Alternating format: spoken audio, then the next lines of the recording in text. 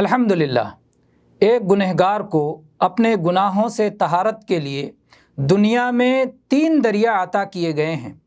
جو شخص ان میں اچھی طرح غسل کر کے پاک نہ ہو سکے گا، اسے بروز قیامت اپنے گناہوں کی پاکی کے لیے چوتھے دریا یعنی جہنم میں جانا ہوگا۔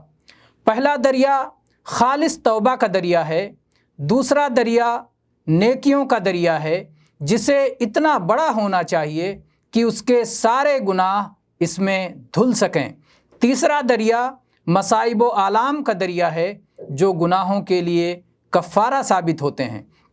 جب اللہ تعالیٰ اپنے کسی گنہگار بندے کے ساتھ ارادہ خیر فرماتا ہے تو ان 3 دریاؤں میں سے کسی ایک میں داخل کر کے یا ایک سے زیادہ میں داخل کر کے اسے دنیا ہی میں پاک و صاف کر دیتا ہے۔